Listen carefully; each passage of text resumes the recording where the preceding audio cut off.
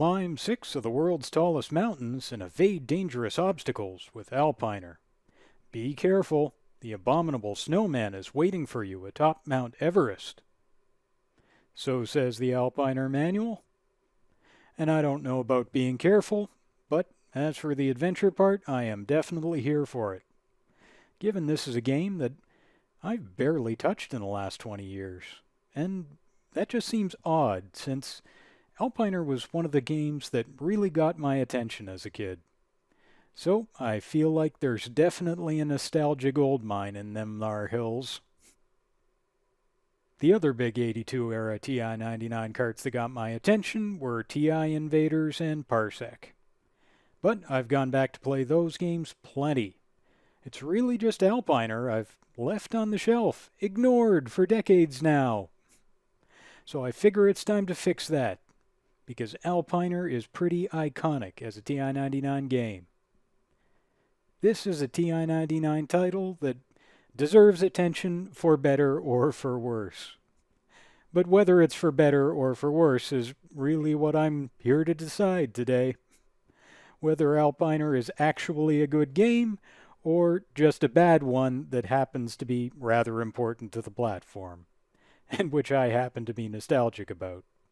So, let's get into it. In Alpiner, you climb the great mountains of the world, while avoiding alpine dangers, just like the manual said.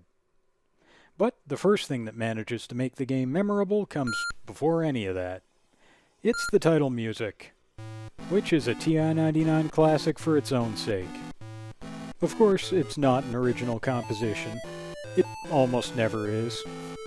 It's a PSG performance of Edvard Grieg's Anitra's Dance. But childhood me didn't know that or care or know who Grieg was. So it was just good title music to me, and it still is. The game's sound is definitely its best feature. Since past the title screen, the game shows off the other half of that classic TI sound mix. Voice synth. Press any key to go on. Onward and upward. In multiple voices, too, and neither of them just the default vocabulary. Ouch! Instead, both are from samples unique to the game. So, Alpiner really gets everything right when it comes to sound in an early TI-99 game. Watch out! The female voice that commentates your game is credited to Aubrey Anderson, Did you mean to do that? otherwise known to 99ers as the voice of Parsec. Alert! Alien craft advancing. Good shot. Great shot, brother. But back to the music, the game keeps that playing throughout the gameplay itself. And like I said, I do love a TI-99 game with a proper soundtrack. That baby's got 3 tone generators and a noise generator, so you might as well use them. Which Alpiner does, to its credit. So hooray for that. Plus, when you get to the top of the mountain, the game even celebrates with a little jingle.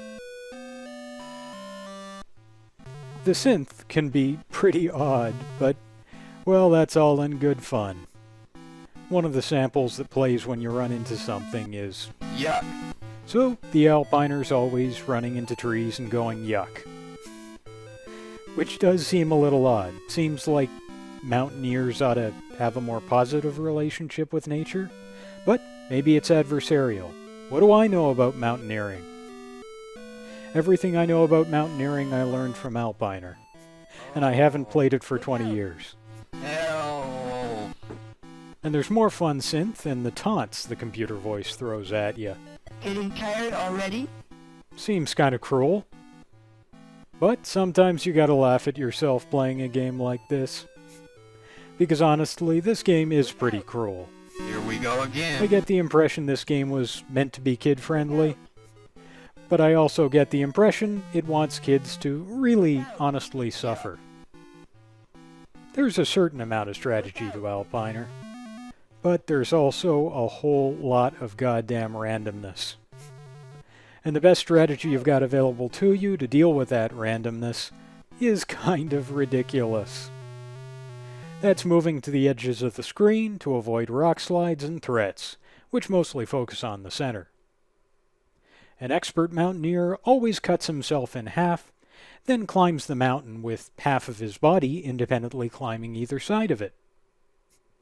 Everything I learned about mountaineering, I learned from my TI-99. A lot of the game's cruelty, and a lot of the game's randomness, has to do with the rock slides, which are your major threat. The randomized level layout can make avoiding them either hard or easy, but it often enough makes it pretty damn hard.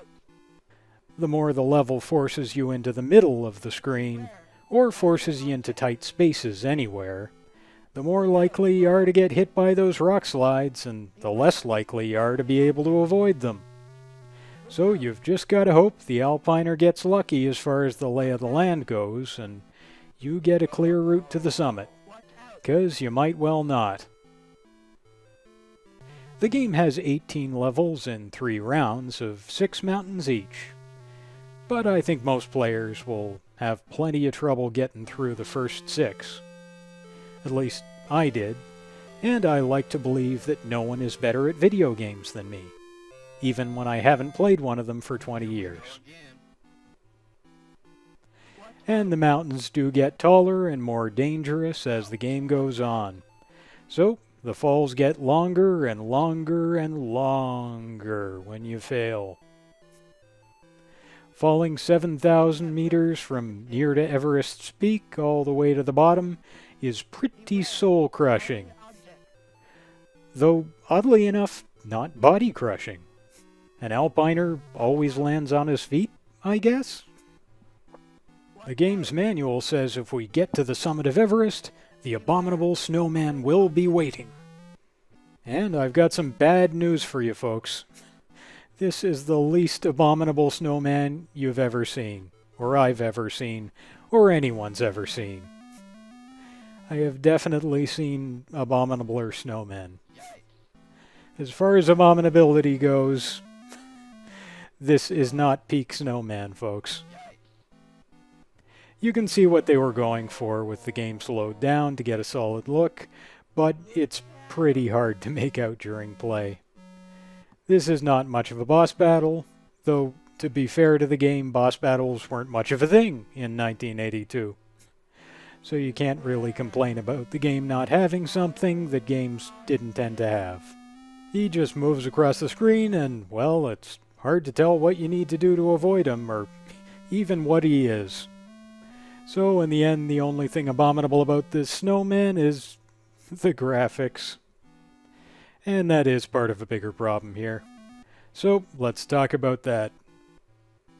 Obviously, not all is well with the scenery on the Alpiner's mountain. The way the main character is animated is just pretty unfortunate, for one thing. Sprites aren't used for the character except when he's falling, presumably because they wanted to create a huge character without running up against the sprite limit. When he's falling, there are no other sprites, so that's not an issue, and he can be made of sprites. But the rest of the time, the way every animation redraws the mountain background, then redraws the character again on the same tiles, makes the character a flickery mess. When the character's moving up the mountain, its body is being redrawn twice on every scroll. Once to erase it and redraw the mountain, then a second time to redraw the character. Another problem is that almost none of the mountain's dangers are animated, and there's only so scared I can be of a completely non-moving mountain lion. Big action game graphics minus motion just doesn't have the same effect, I'm afraid. At least the abominable snowman makes his way across the screen, though. So he's got that going for him. Anyway, once you defeat the abominable bastard, and you're done relishing in his glorious sprightliness, it's time for some victory music.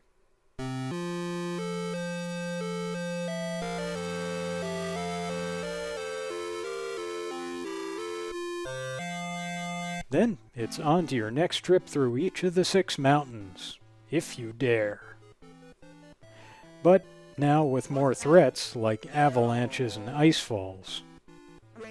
Personally, I was satisfied with my one conquest of Everest and wasn't looking for another at this point. So I figured I'd rest on my laurels as a mountaineer extraordinaire. Following object. Ultimately, mountaineering and taking on the abominable snowman got its final answer in Bigfoot from Milton Bradley, a couple years after Alpiner debuted. Bigfoot was a better answer than Alpiner had on offer, and just a better game in every way.